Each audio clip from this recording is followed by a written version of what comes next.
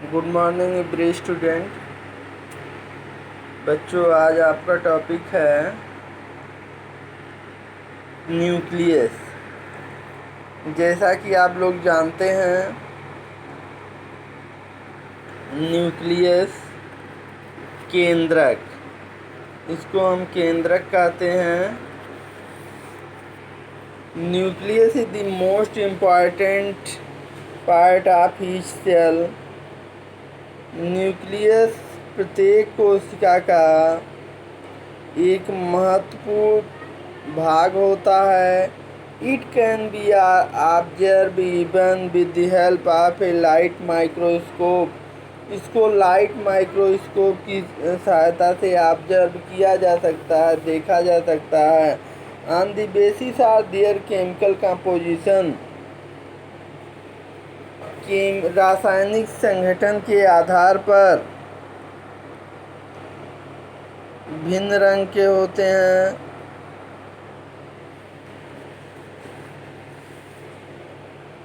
Some fields appear more darker than other. Differentiation between different part component of a cell is not clear in an unstained cell. बिना अभिरंजित किए हुए कोशिका में ये स्पष्ट नहीं होता है। Staining make the resolution more pronounced. और अगर कोशिका के अभिरंजित किए बिना देखा जाए तब कोशिका के विभिन्न भागों में विभेदन स्पष्ट नहीं होता है। स्टैनिंग अभिरंजन और रिसोल्यूशन विभेदन अधिक स्पष्ट हो जाता है।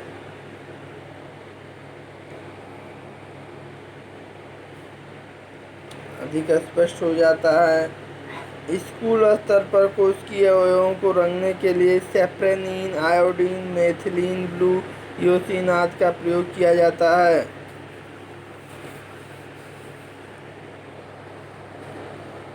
बच्चों, केंद्रक जो होता है, सभी पादप व जंतु कोशिकाओं में एक स्पष्ट केंद्रक होता है। कुछ कोशिकाएं अपवाद भी होती हैं। उदाहरण के लिए स्तनधारियों की परिपक्व लाल रुधिर कणिका फ्लोएम की चालनी नलिकाओं में केंद्रक नहीं पाया जाता है। स्ट्रक्चर, इसकी जो संरचना होती है, जो इसके स्ट्रक्चर होते हैं वो निम्न होते हैं। पहला है, प्रत्येक कोशिका में सामान्यतः एक ही दो केंद्रक होते हैं। संरचना है इसका केंद्रक कला। केंद्रक कला, केंद्रक के सबसे बाहरी आवरण जो होता है, केंद्रक के चारों ओर दोहरे आवरण का एक अस्तर होता है जिसे केंद्रक झिल्ली कहते हैं।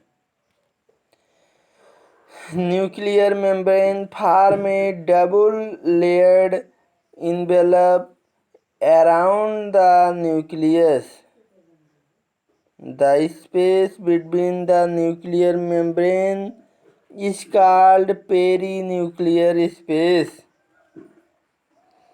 केंद्रक के चारों ओर दोहरे परत का एक अस्तर होता है जिसे केंद्रक झिल्ली कहते हैं। केंद्रक झिल्ली में छोटे छोटे छिद्र पाए जाते हैं। यू कैन सी हियर, आप यहाँ देख सकते हैं, ये आपका स्ट्रक्चर है केंद्रक का। इसमें छोटे छोटे छिद्र पाए जा रहे हैं। इनके द्वारा केंद्रक कोशिका द्रव के संपर्क में होता है, अर्थात केंद्रक द्रव्य में कोशिका द्रव्य के बीच पदार्थों का विनिमय इन छिद्रों द्वारा होता है। केंद्रक कला के अंदर की ओर पाया जाने वाला जेली के जैसे एक पदार्थ केंद्रक द्रव्य कहलाता है। इसी में क्रोमैटिन व केंद्रिका पाए जाते हैं। गोल केंद्रिका राइबोसोम का विभिन्न स्थल है। केंद्रक द्रव्य में धागे के जाल के रूप में क्रोमैटिन पदार्थ पाया जाता है। यही केंद्रक का प्रमुख भाग है। कोशिका विभाजन के समय क्रोमैटिन, जो एक धागे के समान संरचना होती है, संघनित होकर क्रोमोसोम बना देती है। अब हम जानेंगे बच्चों क्रोमोसोम के बारे में। क्रोमोसोम पहले हम जान लेते हैं कि केंद्रक के क्या कार्य हैं।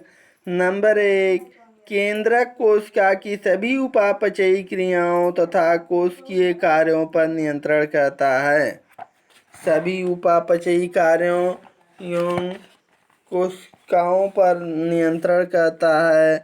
कोशिकाओं के जो कार्य होते हैं उस पर नियंत्रण करता है। The nucleus control cellular growth, reproduction, development and differentiation. जो यह कोशिकीय वृद्धि, प्रजनन, विकास, विभेदन का नियंत्रण करता है।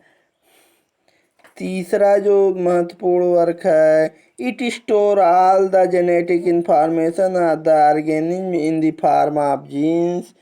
यह जीन के रूप में जीव की सभी आनुवांशिक सूचनाओं को संग्रहित करता है। जो चौथा इसका कार्य है, it control the transmission of heredity character from one generation to the next. यह जीन के आनुवांशिक गुणों के पीढ़ी दर पीढ़ी संचरण का नियंत्रण करता है। The nucleus plays a significant role in cellular reproduction of organism. जीवों के कोशिकीय जनन में केंद्रक महत्वपूर्ण भूमिका निभाता है। तो बच्चों, आज का जो महत्वपूर्ण क्वेश्चन है ये है कि केंद्रक क्या होता है, इसके स्ट्रक्चर तथा स्ट्रक्चर का सचित्र वर्णन करें। Thank you.